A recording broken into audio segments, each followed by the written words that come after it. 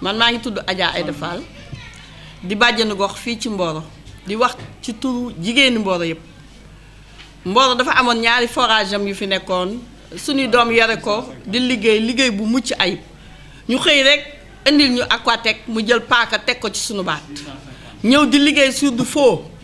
parce que kayitam yëpp daanaka Aquatech new ci les forages de Mboro moo ci nekk même suñuy facture gisuñu ci Mboro meewaan lañ ci gis mu di ñu facturer cher di surfacturer ñu ne nii buy dugal ndox dafa métti 109000 lay laaj ñu wëlbatiku nag muy encaissé suñu xaalis te du fay Senelec ba ñu xëy mu ameel boru 52 millions Senelec ñëw coupé ñu suñu doom yi nag taxaw Aquatech dégage ñoo ko fi jëlee nangu caabi yi jël forage yi signé contrat ak Senelec di doxal fi mu ne Mboro walwal ñëpp am nañu ndox waaye li ñu jaaxal ba ka démb la sous-préfet de Meouane daf fi ñëw muy monsieur Ibrahima Ndaw ànd ak monsieur le maire Moussa Ndiaye yëgal suñu ne président de la république moo leen yónni d'ici le 31 dañuy nangu caabi yi delloo ko Aquatech te loolu Mboro du ko nangu tey du ko nëg ëllëg waa Mboro yëpp taxaw nañu di xaar nag boobu délégation lu ñu ci bañuñu ko ci ku ñu nar a xañ suñu ndox mii suñu bakken lañ lay jaay loolu laa amoon lu may wax di wax l'opinion nationale et internationale que ëllëg lu xew Mboro rek nañu xam ne wax dëgg moo ko ci. asalaamaaleykum wa rahmatullah man maa ngi tudd Mamadou Diop di Ndawa lañ ma woowee maa ngi tudd Mamadou Diop bokk ci membre comité de pilotage bu Aquatech dégage yi après di seen doyen quoi di seen conseil technique et communication c'est que li am ba des mooy Aquatech dégage soo ko déggee da ngay foog ni benn mouvement la or que du benn mouvement dëkk bi yëpp la population Mboro ñoo boole seen bopp tudde seen bopp Aquatech dégage jël ñu ñun ñii rek choisir ñu ci kanam dem leen ci kanam jiite xeex bi ñu nekk seen ginnaaw mais en réalité Mboro yëpp ñoo tudd Aquatech dégage ñoo booloo seulement Aquatech nag fi ñu jaar ak moom li ñu naan nit soo koy topp soo koy teg lu mënul mu koy nangu bés bu da ngay am xel bés bu demee ba koy bañ rek da koy booleeg lim nangu lim mënoon yëpp da koy bañandoo parce que dafa ñëw fi installé bi mu installé rek ñu gis ne mi ngi metti quoi parce que ñun on a fait avec l'Aquatech presque ñoo ngi suñ 3e année mu def fi bi mu defee 1 an la ñu gis ni lii du dem parce que dafa ñëw rek parce que li mu ñu waxoon bi muy dugg il nous disait que bu ñëwee ndox mi dina yomb extension yi dina ko yóbbu waxal mosu fa egg coût à moindre coût ba pare tamit ak kii qualité bu baax boo xam ne ni ñëpp dañ ci jote ñu gëm loolu bi mu ñëwee aussi mu commencé seer bi ñu demee ba nga xam dem na ay 6 mois ñu commencé gis ay ruspet ndànk ay riiw bi mu demee 1 an am ñu day lenn ci dëkk bi population bi ni lii du dem kii bu ñu ko nekk moom tam du sotti boobu tam dégg na ñu commencé ñaxtu ñu am na ñu leen opposé non non bàyyi leen comme day soog mi ngi soog a def 1 an def leen ndànk rek mun na am dafa préparé gul mais après loolu dinañ ci dem ñuy dawal ci loolu ba defa moom 2 ans et li gën a gaaw mooy nekk 2 ans yi ñuy fay mosuñu ko amee benn dërëm ci facture ndeke moom daawul fay Senelec mu commencé nag ñuy dégg ay coupure c'est pas la première fois bu ñu masaan coupé rek presque duñu am ndox autant que courant bi ñëwul bu courant coupé ñu ne na groupe yi ndekete moom du alimenter groupe yi quoi parce que groupe yi nangul def dara en réalité moom daawul def financer dara day ñëw rek nga ci suñu xaalis dem yoonam du ñu jox ndox mu doy suy courant coupé du ñooy lijjanti lu nu ñu amee ndox ñuy dem ci loolu ba def ak moom 2 ans 3e année bi ci lañ nekk nii bi ñu duggee na 3e année bi lañ toxa nag ñaroon ni nañ leen may battement ñoom njëkk ni nañ leen jóg ci la dëkk bi yëpp jógee jiital ñu ànd ak ñoom di xeex ci loolu fas yéene mu dem te li wér teewul Aquatech moom dootuñu liggéey moom wax nañu ko le directeur de la Senelec keroog bi mu ñu remettre courant bi ñu ni ko xamuñu di nga liggéey ak ñun xamuñoo liggéey ñun mais Aquatech moom dootu liggéey fii Mboro parce que bu liggéeyee ñun duñu ko fay facture te ndegam bi ñu koy fay la fayul astima bi ñu demee ba fayetuñ ko te loolu la ñuy def on a fait 2 mois yoo xam ne fayuñu ko ñaar dërëm yaa ngi dégg loolu moo gën a tax sax mu gën a jeter éponge parce que mënatul woon a dem parce que nag ñun loolu mooy li nga xam ne mooy nekk parce que amoon na nu mu demee woon comité bi ñu bëgg a teg mooy ba nga xam ne ni comité communal la lay doon participatif boo xam ne dañ ko mën a saytu muy waa dëkk bi ñu gération ndox parce que moom lépp fii la ko fekk def fi dara même logo yi mu fi fekk bureau ñun ñoo ko fi tabaxoon man mi je suis l'entrepreneur bi nga xam ne naa gagné woon marché boobu donc moom dindiw fi dara tiwo mosu ko fee changé du dara lu mu fiy def donc léegi daal li am ba des mooy li ñu leen di xamal mooy comme ni ko sama jigéen bi waxee rek nañu xamal wóor na ma président yëgul lii wala gars yi wax ñu ko le fond du problème sinon kon il va pas l'accepter parce que nag li mu ñuy def mooy moom dafa ñëw bëggoon lu ñu neex mu ñëw na gën a métti kat ni fi mu ñu jële woon kon nag li ñu bëgg mooy na fi jóge ci bi neex bu ko fi jël ñun ñoo ko fi jëlee suñu bopp bañ ñu ci dara parce que population Mboro bi ñoo taxaw pour jëlee ko fi mu jóge fi ñu dem gestion boo xam ne nii même bu dul ñun ñenn ñi koy gérer dañu ko def ni ñu ko bëggee te duñ ci am benn ngaañ te dinañ doxal comme ni ñu doon doxal am na defar ni moom 2 ans loolu lañu ko mën a muñal mun la dem lii dugg sotti parce que kon demal toog fa ngeen jëm dafa soriwul te kii mënuñoo ko néeg moom donc dañuy arrêté ak moom lii daal mooy li nga xam ne moo ci am ci nag dañoo jóg waa Mboro am lu ñu metti trop te amuñu fenn yaakaar fu yéen ci yéen la ñu mën a woo wax ak yéen yàpp problème bi mooy lan mooy problème bu ndox la ñu am problème ndox mi dafa yàgg trop bi suñu doom yi nekkee fii gérer ndox mi amuñu woon benn problème mais bi Aquatech ñëwee ñu jox ko forage Mboro yi ci la ñu commencé am problème du ñu am ndox suba du ñu am ndox ngoon léeg-léeg ñu am toog ñetti fan ndox ñëw léeg-léeg ñaari fan ndox ñëw ba ci jouru tabaski lu toll ni tabaski nit ñi xëy bëgg a julli ji ci jumaa ja amuñu lu ñu sange seen xar amuñu lu ñu jàppe ci bisu tabaski ji mu tëj buntu yëpp ñu tëj forage yëpp benn ndox amul kenn ku nekk dangaa xëy jël sa siwo wuti ca teen ba pour mën a am loo jàppe ak loo sang sa xar xam nga ne loolu metti na téye ndox mi nanguñu koo joxe dem nañ fu nekk taxaw nañu fa ñun nag mosuñoo sànni xeer kenn mosuñoo taal pënu mosuñoo am ak ñun benn problème lu ci nekk ci yoon lañ ko teg kilifa gu nekk dem nañ taxaw wax ak yow affaire bi nangu la réglé dem nañ ba meewaan bi ñu demee ci sous-préfet meewaan bi ñu ko waxee lam ñu tontu pesum borom comme ko demee noonu daal pesum borom pesum kanam borom a koy fajal boppam waaw kon kay nañu bàyyi ñu fajal suñu bopp ginnaaw pesum kanam borom a koy fajal boppam nag boobu ba léegi ñu nekk ci di négocier ndox mi nangu la ñëw léegi ñun xëy benn bis waa dëkk bi ànd ak ñun ñu jël suñu xaalis nangu suñuy caabi forage yëpp lañ nangu première bi ak deuxième yëpp nangu nañ ko bi ñu ko nangoo ba pare ñoom bu fekkoon ne ñoom nekk nañ ci dëgg première bi ñu ko nangoo ñu attaqué ñu mais duñu attaqué parce que nekk ñu ci dëgg ñu jël suñu ñaari forage dem Senelec fay suñu xaalis ñu xamal ñu ni carrément yéen a nekk ci dëgg parce que turu forage de Mboro moo nekk ci dossier yi waaw comme suñu turu dëkk ci nekk nag ñun kon lu ñuy xaar ah léegi nag jël nañ suñuy caabi fay nañ suñu xaalis am nañ suñu ndox bi ci topp nag mooy li ñu gën a neex mooy dëkk bi fu daawul am ndox léegi am nga ndox dañuy wër di ko wax soo gisee dëkk bi yëpp génn fu daawul am ndox léegi am nañu ndox waaw loolu moo tax fu daawul am ndox rek la am nañu ndox moo tax ñoom ñu génn nag di ñu jàppale pour Aquatech jóge fi dina fi jóge rek ci nii wala ci nii comme que nag nee na président moo ko wax te Macky Sall day xamuñu ko woon ci loolu ndimbal jaboot rek lañ ko xamoon mais Macky Sall ci boppam ñi ko fal ci Sénégal Mboro mooy première Mboro ñoo ko fal fii première suñu 3 heures du matin ba kenn fàttewu ko dégg nga ginnaaw nag léegi nee na Macky Sall moo ne ko le 31 décembre nanga nangu caabi yëpp ñun ñu ngi toog di xaar caabi yi ba ñu ci dara nag Macky Sall nag bu fekkee mën naa gàddu loolu baax na avec ça feebar bii am nga téye ndox léegi ngay dañuy nangu caabi ji te Macky Sall nee na ñun ñëpp ku nekk nañu topp li ñu santaane léegi mu wax ko loolu pare moo ñeeku bëgg a jël caabi ji di ko yóbbu kon léegi guerre rek moo fi am. maa ngi tudd Déthié Mar coordonnateur du mouvement Aquatech dégage de Sao jafe-jafe yi nag comme ni ko ñëpp waxe la ndax Aquatech bi mu ñëwee Sao ba léegi ay problèmes yi kese la ñuy dund bokk na ci problème bi mooy surfacturation dañuy jox facture yoo xamante ni famille boo xamante ni peut-être 3 personnes moo fay nekk ñu jox la ay factures yi 10 000 wala yu 20 000 beneen bi tamit bi fi ñëwee dañu yoon suñ château d'eau bi dañ koy raxas mais escalier yi nga xamante ni moo jëm ci kaw sax est-ce que mënoo caa jaar pour nga dem ci kaw ndax te forage bu Sao day jox ndox Cissé kër Bàcc kër Dimbali kër Moodu May yooyu yëpp ci buñ coupé forage bu Sao rek ñooñu ñëpp duñ am ndox te ba bu ñëwee ba léegi nii jafe-jafe keese la waa dëkk bi di dund ñoom daal ban heure lañ fi ñëw buñ waree jël ci xaalis buñ ñëwee indi ñu ay facture ñoom suturé de l'argent daal di dem seen yoon bu waa dëkk bi amuñu kenn koo xamante nii war nañ ko mën a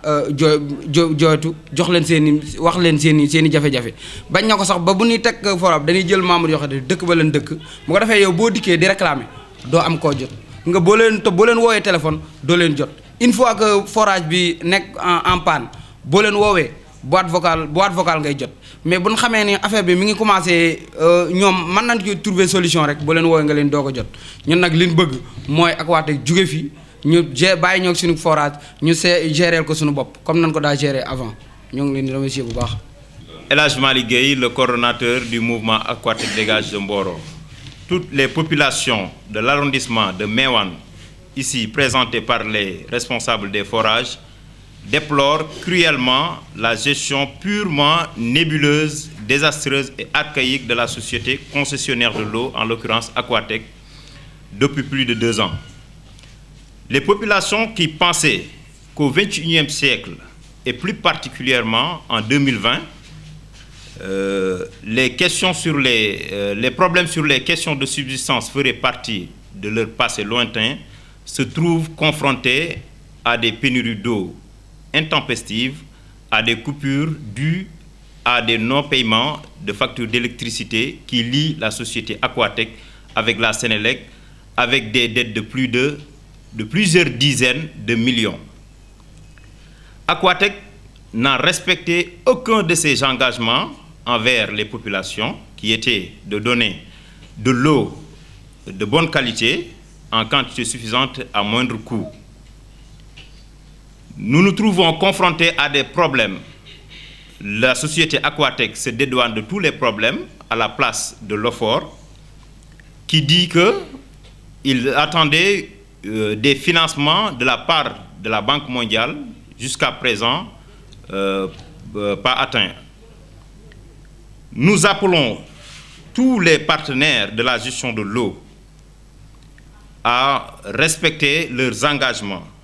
Les populations ne peuvent plus et vivent des situations infernales. La société Aquatech exploite les populations et les fait souffrir au plus profond de leur chair, au plus profond de leur âme. Tous les forages de l'arrondissement de Mewan, ici présents, demandent qu'une seule chose, le départ pur et simple de la société Aquatech et la mise en place de comités participatifs dans les localités, en collaboration avec les services techniques de l'État. Tous les forages, depuis la gestion d'Asifor, avaient une gestion très bonne, avec une santé financière meilleure, jusqu'à avoir plusieurs dizaines de millions d'épargne. Toutes ces villes regorgent de compétences hydrauliques, donc nous n'avons pas besoin d'importer des compétences ailleurs.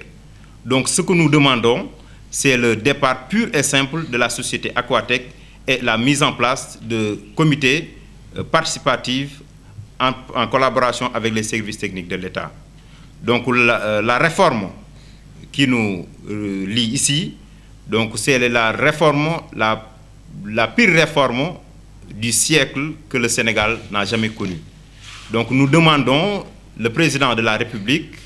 de revenir sur ces termes en mettant en place de nouveaux comités qui vont gérer les forages en collaboration avec les services techniques de l'État.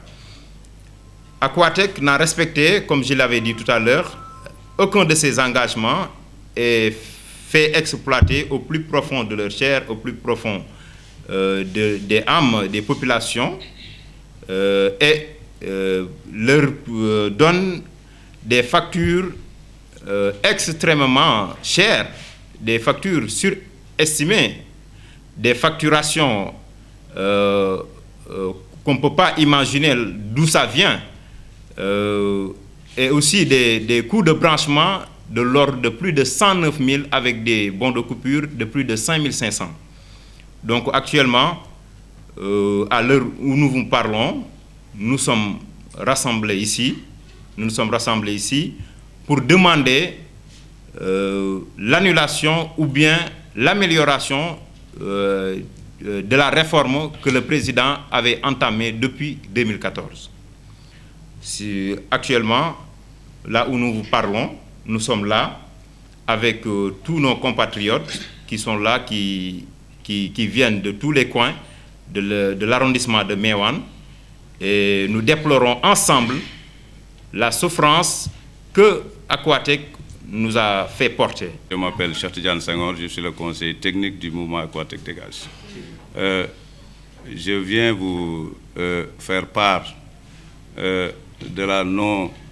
non-souciance du ministre de l'eau, Serigne Mbaye Thiam, des problèmes que vivent les populations de Mboro, et aussi de l'insouciance de l'OFOR qui est en charge de l'hydraulique rurale, qui n'ont fait aucun effort pour décanter ce que les populations de Mboro vivent. Nous vivons une situation alarmante, une situation infernale, une situation que l'on ne pourrait expliquer devant nos populations. Mais nous avons fait aussi des démarches au niveau des structures étatiques, à savoir le maire, le sous-préfet, le préfet, le gouverneur, la direction de l'OFOR et même le ministre en charge de l'eau, Serigne Mbaye Thiam. Depuis 11 mois, nous vivons des situations très difficiles, très délicates, qu'on ne pourrait expliquer, comme je l'ai dit tantôt. Donc, nous interpellons le président de la République, son Excellence Macky Sall, à régler le plus rapidement possible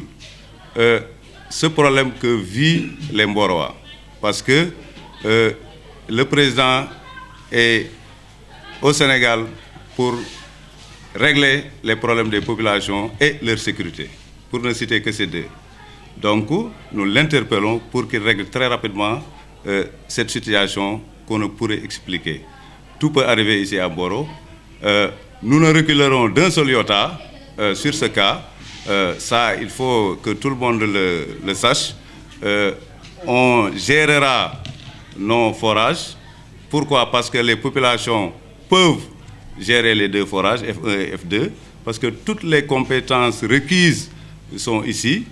et sont aussi dans notre environnement, avec toutes les industries qui nous entourent. Nous avons toutes les compétences requises pour gérer vraiment nos forages hydrauliques. Nous savons très bien aussi que les forages sont les ouvrages de l'État. Ça, ce n'est pas la peine de nous le rappeler, que quelques autorités nous le rappellent souvent. Nous le savons très bien, que tous les forages hydrauliques du Sénégal, c'est des ouvrages de l'État. Donc, mais pour terminer, je voulais interpeller notre autorité territoriale, à savoir le sous-préfet, qui, de par son discours, nous a fait savoir qu'au plus tard, le 31 décembre, que tous les 139 forages du département de Tivaouane seront remis à l'Aquatec. Et bien voilà, bienvenue les discours, mais attendons la riposte que feront les populations. Je veux terminer à ces termes pour lancer un appel solennel à toutes les populations que ce jour J qu'on attend, à savoir avant le 31 décembre ou au 31 décembre au plus tard, que toutes les populations sortent pour faire face à Aquatec, que les clés ne seront en aucun cas remises à l'Aquatec. Je vous remercie.